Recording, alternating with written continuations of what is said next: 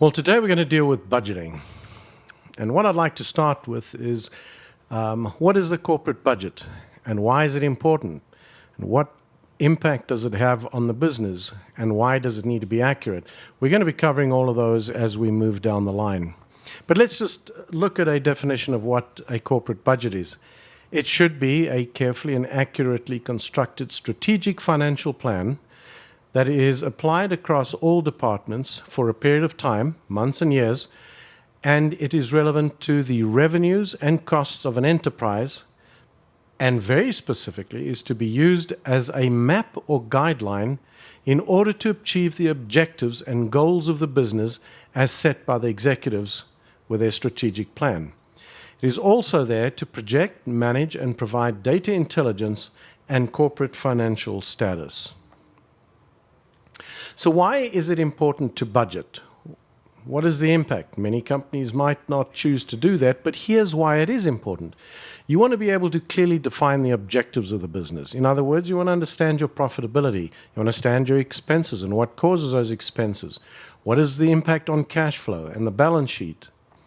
You want to be able to determine the sources and volume of revenue. You may have multiple revenue streams, and you'd like to understand that how you get that money in and that revenue in, what brings it in, what streams bring it in, so that you can do the analysis. Now, that becomes an important part for the very simple reason that, as we'll see later on, it is the crux of building an effective and accurate budget, because in an integrated budget, we're going to be using those numbers to understand the production requirements, the labor and materials, and the application of overheads. If we are able to still, in this day and age and with pricing, utilize and apply overheads in a fully absorbed costing kind of a pricing model. We also want to understand and have a full, clear knowledge of the performance and efficiency of a manufacturing facility or your equipment. Why is that the case? Making the assumptions that something is doing what it should be doing, but it isn't, could ultimately be very costly, and in a market where there is a very, very small margin of profitability, if you don't understand the performance, utilization, and efficiency, there could be a pricing differential which might take you out of that break-even or contribution point, which we will come to later. You want to understand the labor and material requirements. Why? Because we have a cash flow issue that we have to deal with labor being paid weekly and monthly, and materials being paid as and when you need them. And if the projects are big, those are going to have to be taken into consideration as to what the impact would be on your cash, and relative to the terms that you have, understanding what those numbers need to be. Accuracy for me in a budget is a very, very important part, because it defines where you're going and how you're going to get there. Kind of like if you were doing a vacation planning.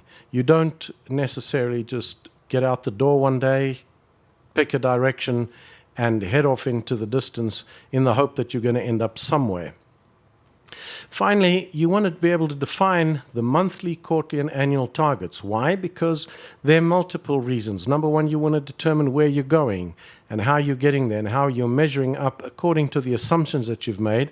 And finally, you also want to make sure that those targets that you've set may very well be targets that have been passed on to financial institutions that you may have had loans with, who could have targets for you to reach that you need to do to be compliant with their requirements, and in which case you don't want to be out of line with that. Very important to be able to consider those, especially in the world in which we live today and understanding the market and how it's been affected. Now let's have a look at budget timing and frequency. When do we start this budgeting exercise? Now, the first thing I'd like to bring to your attention is the fact that it is not just an issue of doing the math. The math is one part of it. Doing the number crunching is one part of it. But a successful budget requires that you negotiate an acceptable level of performance. What does that mean? The executives expect something, and the operating folk and the field folk need to understand that they are able to achieve those results. That is negotiating an acceptable level of performance so that the executives have an objective that meets their strategic plan. And from a operating perspective, it's an objective that people who are performing the production and or operating out in the field in terms of sales, that they have the ability to achieve those results, and they can work towards it, not throw their hands in the air and say, it's beyond me. So most budgets are negotiated starting with a plan of action from the higher level, which we've already talked about. And this document is then sent down to for the managers to refine, because they have the field and production knowledge. So this would be your strategic plan that the executives have set, and they pass this on to be refined.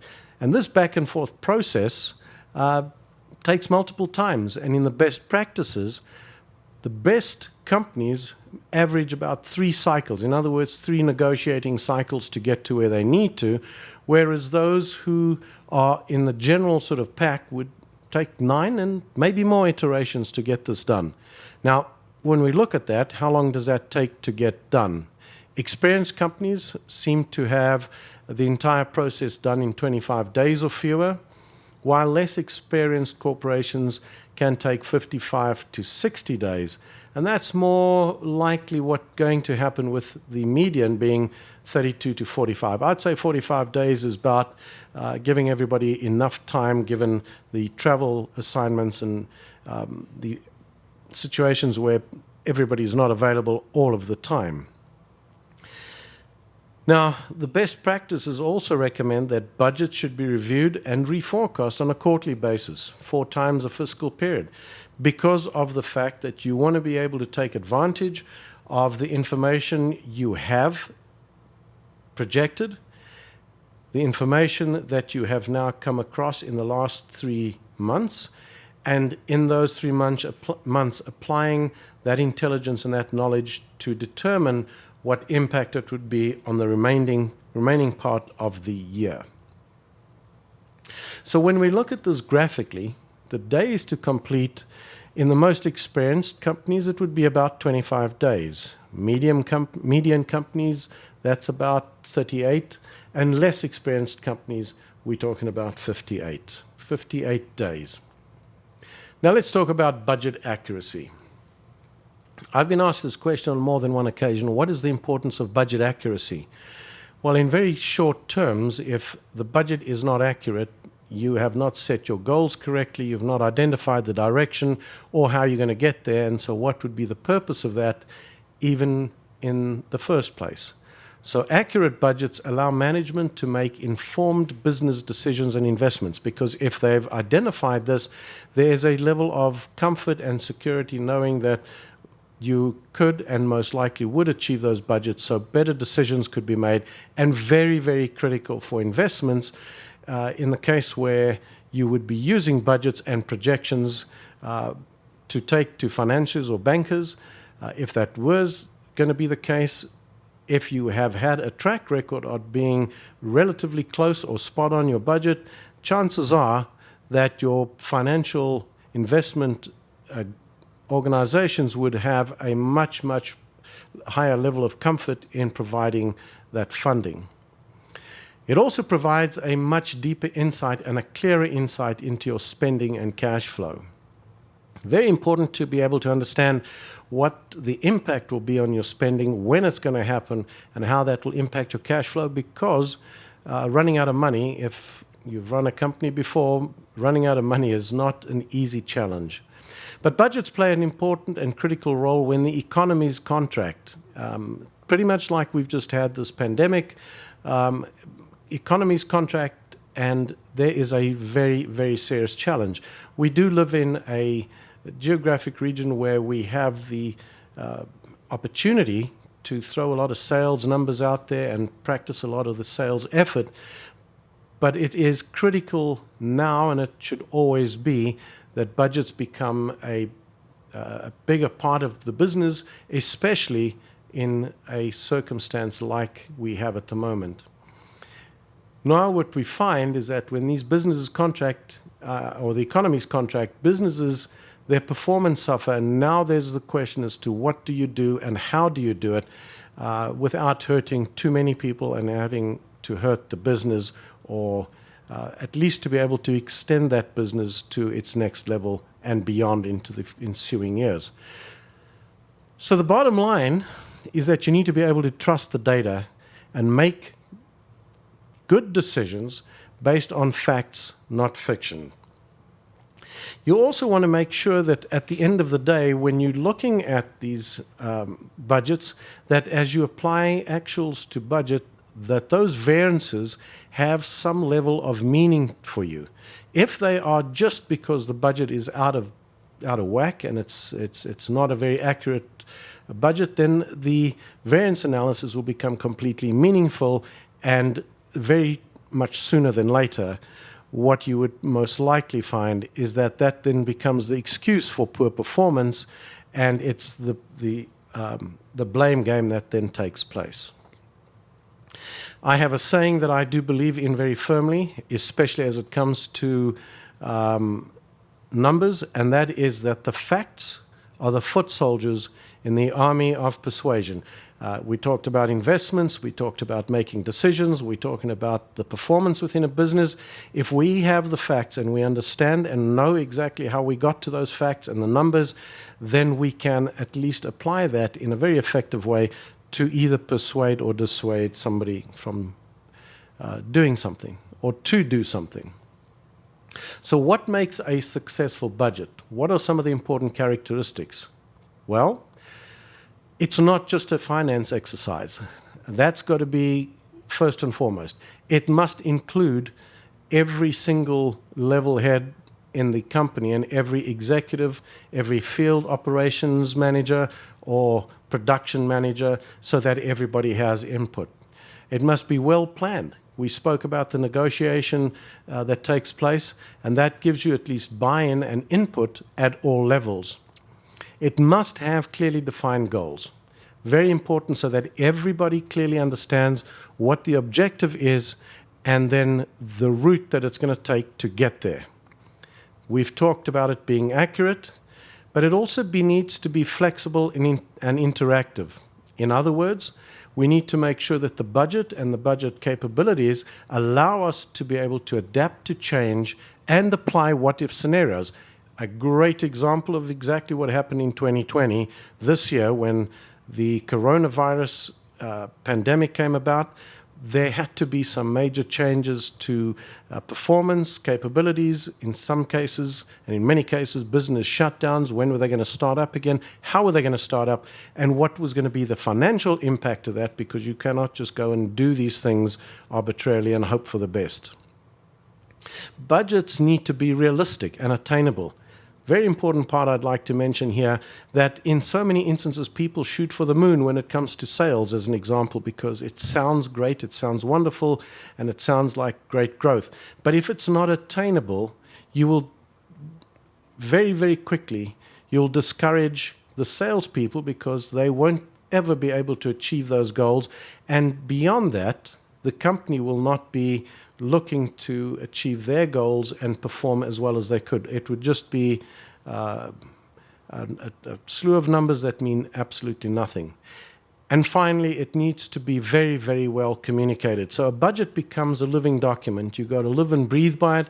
It is not the ball and chain that everybody expects it to be, but if it is a clearly communicated document and we've applied all of these factors, then every single person has buy-in, and they're all working towards one thing, and that is to make the company successful, because without the company, nothing else is going to exist. So let's just have a quick look at some of the budgeting methods. Number one, we have the top-down method of budgeting, which, in other words, is an imposed budget.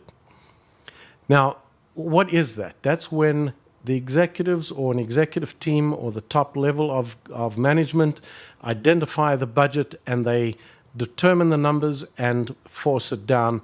And that might be a function that is to be performed that way, because that's how the budget will work, because it might be a fixed form of income that comes in, and so that has to be spread across a number of different disciplines.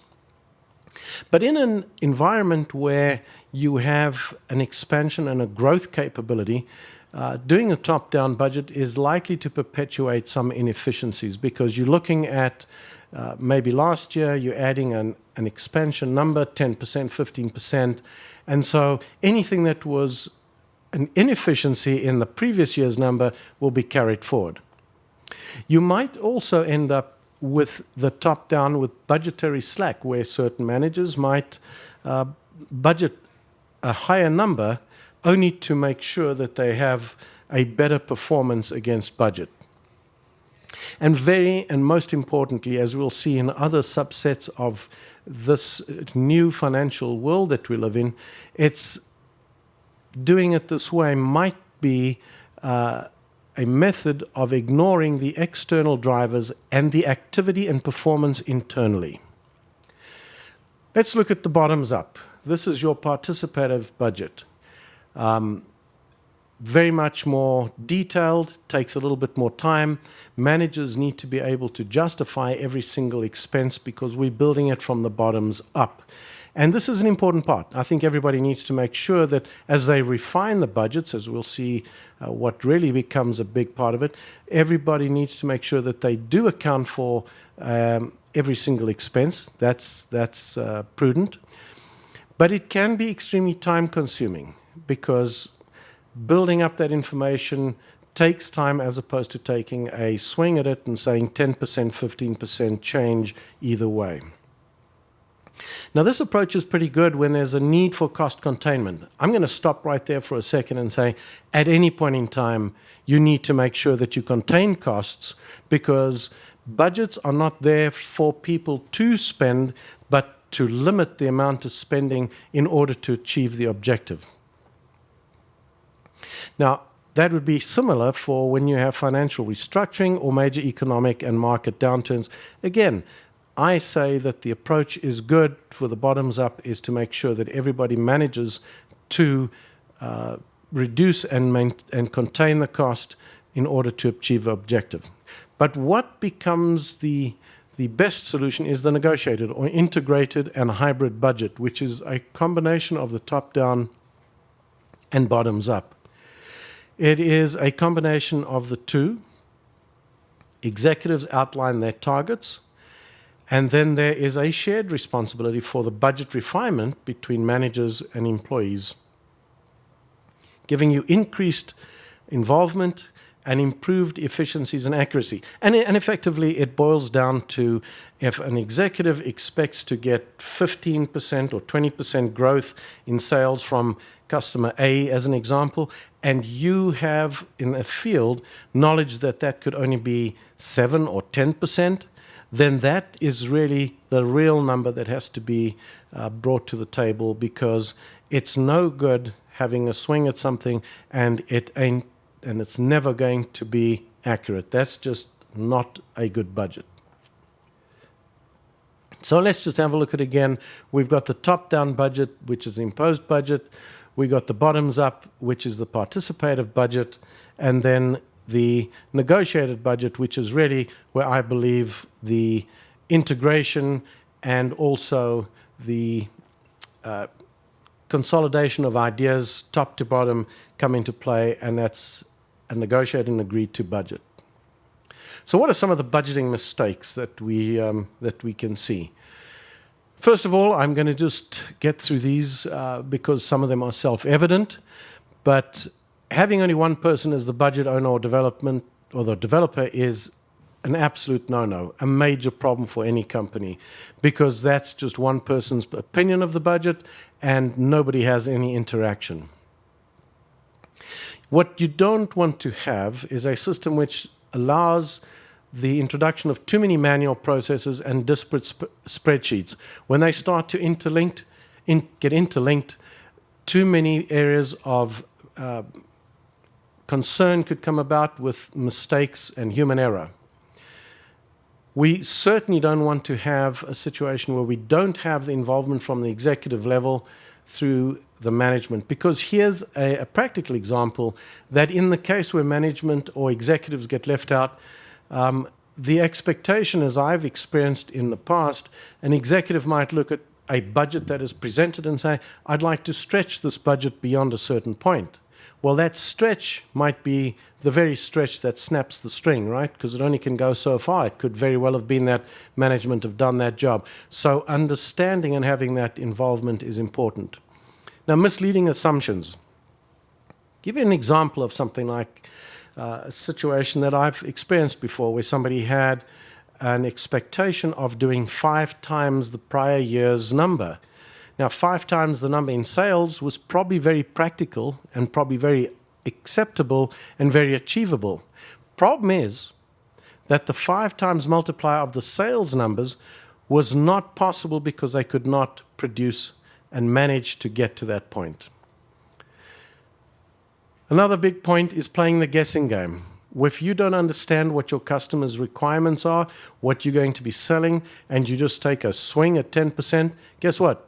Your budget's going to be inaccurate.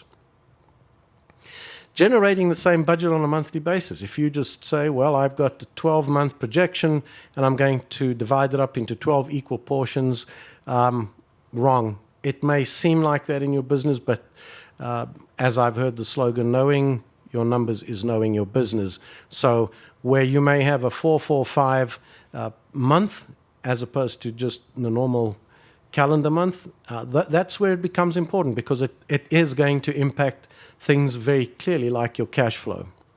Overstating projections, which is what I'll connect that with misleading assumptions, because all of that kind of plays into the same role.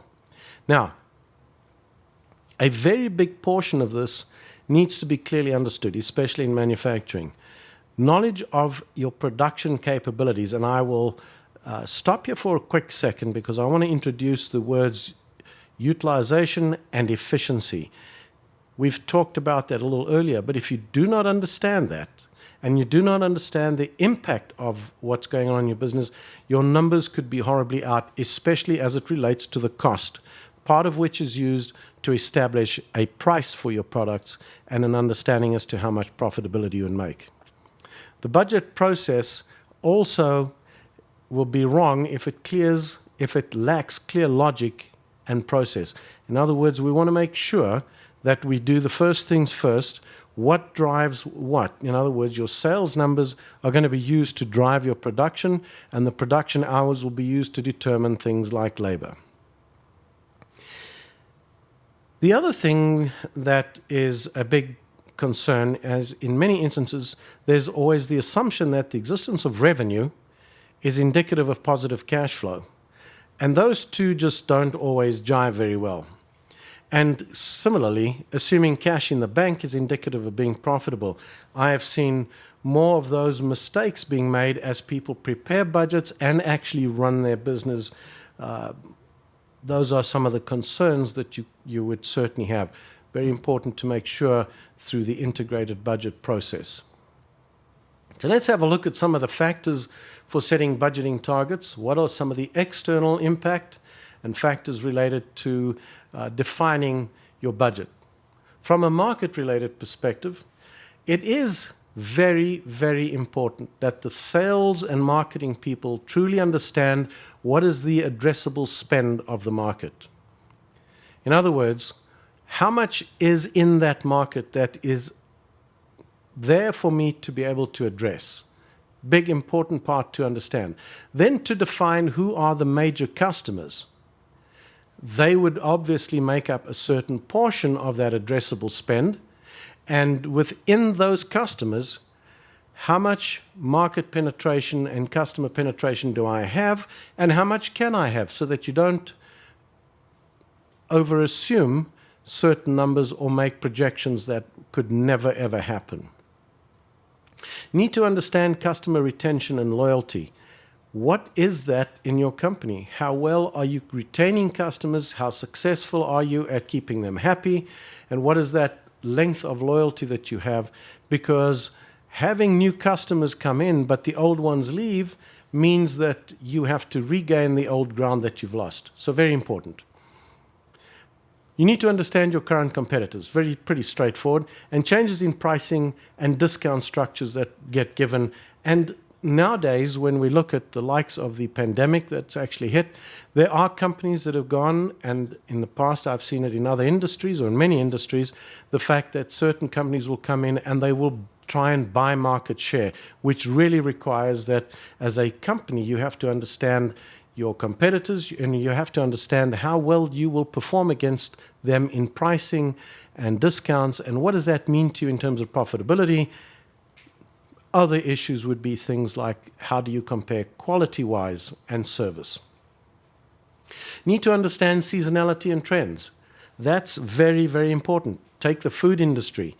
At a point in time, you might have to build up inventory for a trend that's coming about, or a seasonal trend that's going to create a different kind of a demand. But if you're doing that outside of that trend or that seasonality, now you have the potential, because of shelf life, for products to be written off. And that is a given that happens all too often and more times than we think. We need to understand the regional markets and the demographics within that market, because in certain instances, certain products just will not be as easily accepted because it appeals to a different demographic. We need to understand the technological changes. How are the products being sold? Where do you sell them? Is it now an increase in the sales force because of certain technological changes, or is it a decrease because of technological changes? What are some of the regulatory changes? How is that going to impact the budget? How is it going to impact your numbers? We don't know. Are there going to be changes in taxation? Are there going to be other charges that come in from duties, etc.? What are some of the inflationary charges, and how is that going to have an impact? And then what are the social changes? Do you have a product, for that matter, that is no longer nouveau riche? So those are some of the external factors to take into consideration. Now, what very seldom actually happens is understanding the internal factors. Capacity constraints, what can I do, and how does that compare with what I'd like to sell? What are my labor force requirements, my availability and restrictions of the labor? Because that's become a big issue, which is discussed in yet another subject heading, the look and idea of what a new CFO has to be responsible for. Labor is a big issue. How long is it going to take me to produce that which I expect to sell, if I have the ability to sell as much as I'm expecting? What is my factory utilization and efficiency?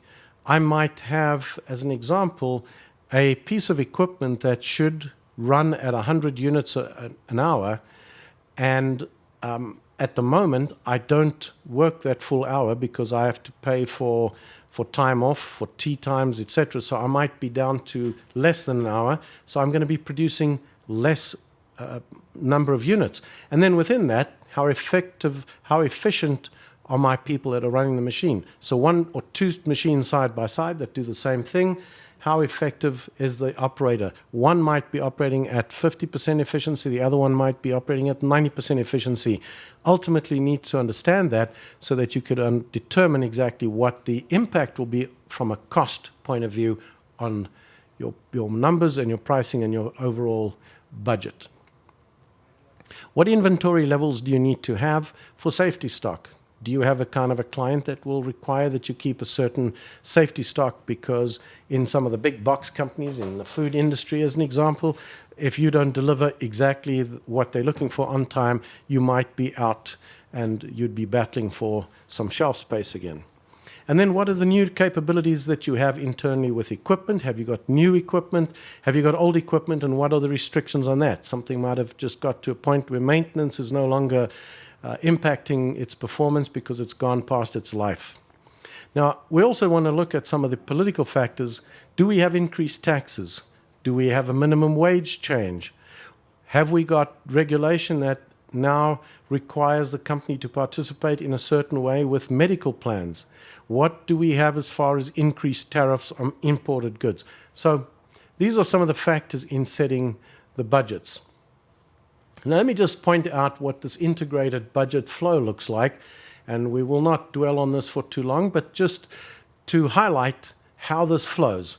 First of all, in the top left-hand corner, starting there, and you'll see the arrows flow, we have a review, an evaluation of the numbers that we should expect, and identifying the seasonalities and trends for sales to be able to come up with a sales number. The determination by the executives will identify what is the expected growth, what profit margins or pricing margins they'd like to have. Are they introducing new products? Are they phasing products out? Do we have to allow for certain buffer stock? Then we look to determine the sales budget by quantity, by region, by product, by customer, month, inclusive of discounts, allowances, freight costs, because we want to identify the profitability more likely by product so that you understand, as we'll see in some of the other subsections, what is important today to be looking at to make sure that each product at least makes a contribution. Now, if we look at that, sales then gets, if we're looking at products A and B, they get consolidated into the volume and value, where the value would then go straight to the P&L. But the volume is what is then used, and the determining factor as to how long it takes for each product to be manufactured through each machine. You will then go and build your budget for production. And the budget of production is going to require that you look at the sales numbers. It's going to look at and define your hours of production. Your machine capacity will be taken into consideration, some of the production standards and capabilities for running the various products. And those will be the drivers that we can see, your various drivers in the form of labor, your bill of materials, the factory overhead factors, machine capacity standards, performance efficiencies, power, space. All of those become important when rolling up to be able to get to a labor budget, a materials budget, and an overhead budget, which ultimately flows into your cost of goods, and then adding the administrative, which is your SG&A, to ultimately come out to a P&L. And then from there, defining the cash flow and the balance sheet to help with all the ratio analysis that the CFO and various executives require, as do finance. So when we're looking at budgeting for production, and I would like to harp on this, the budgeting for production is driven by the following. First of all, the sales volume by product. What do we have to produce? How does it get produced? It's got to go through a number of routings in the factory. It's got to go through 3-4 machines. How long does it take for each machine? Are there any blockages as to the kinds of products that you're running that would take more time or cause a block within the factory?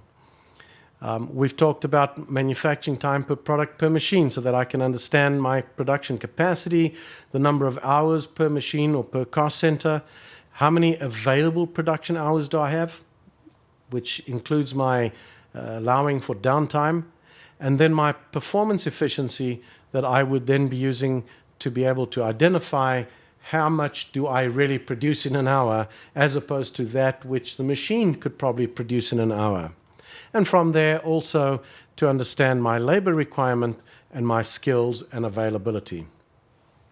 Now, when we have a look at just an example of what is a spreadsheet look-alike, here's what we're talking about in terms of identifying the trends. You'll see that the top line, we've put in a brief trend analysis that says, I know that in September of every year, I've had an increase, so I can budget and plan accordingly. If I had different spikes in different years, I would certainly want to investigate that before I start to budget, and especially in some environment where you have perishables, that might not be a good idea to just budget straight line across the 12 months.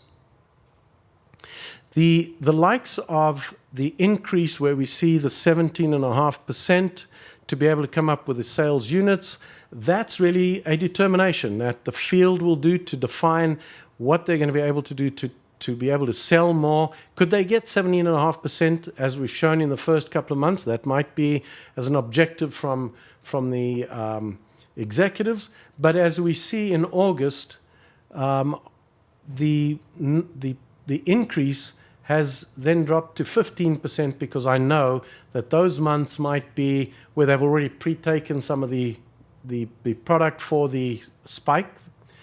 So they would have loaded up on their inventory. And finally, in the balance of the year, I could very well be increasing it by 20%. But nonetheless, it's a number that is then refined in the field to be able to come up with a dollar value. Now, I wanted to show the bottom portion here because this is very important as we look at the other parts of finance for the future. And that is, in each and every product, one should get to the point of analyzing whether or not that product is making money. So we'd certainly like to understand what has already been negotiated in terms of discounts to define and determine our net sales or net income or revenue from that particular product. So again, looking at the revenue and looking at the trends, seeing how things have changed with the increases or the decreases in the percentages, and ultimately coming out with a set of numbers. Those numbers are used to do the production budgets, and I'll just point out that as you look at building a solid budget, we're looking at the machine utilization, which is, in this case, we can see that we have machine shift hours, which is the fourth line item down from the top. We got 8 hours. We, in this case, have taken lunchtime and coffee breaks, and we've paid for that. But we also have downtime for startup and cleaning at the end of the day or the end of the shift, which gives me a machine utilization of 75%. That just means that of my 8 hours, I'm only going to be working or producing 75. So you can see I've reduced my hours in a day. And then I look at my efficiencies, and my machine efficiency said I'm at 85%. So of the 75%, I'm only 85% efficient in that machine. The one alongside in machine number 2 in that same manufacturing cost center, I'm only 80% efficient, and that tells me that my product that's running through there will cost me a little bit more. So it will then determine for me what my available hours are, and during which period of time I now need to define how many products I have and how I'm going to be able to account for that. And to do that, I'm going to determine my available hours. I'll look at my total production hours, and I'll see if I have a shortage or an excess of hours for those machines. What does that do for me? It helps me to better understand what my labor cost will be based on those very figures, where I look at my machining department, my finishing department, assembly, if that's just the 3, what will that cost me, and how much am I going to be budgeting for? And that way I can have a set of numbers that now make more sense. So again, from start to finish, the integrated budget, sales defines the number that you're achieving, it needs to be accurate. That will drive your production. Production will drive the labor, and they are linked based on how you have the labor force set up, for instance, in each machine, and the cost of the labor for that time period. All of this also boils down to how well do I then apply my overheads. Now, I will talk about overheads in another subsection, but overheads is a very important thing to understand. And the first thing we want to do is make sure that we apply those expenses that are specific to my production facility, that are not directly attributable to any machine, but are the likes of rent or power. How do I spread that across each and every of the machines? And we could do that apportionment in as many ways as people might feel comfortable, but you want to do it as accurately as possible so that you don't burden a machine with an expense to the extent that it cannot or is going to impact your pricing. And ultimately, we get down to bringing in all that information into your monthly numbers and defining your budget. And from there, we can then start to calculate things like contribution levels and break even. And that is the end of our session for budgeting as we talk today.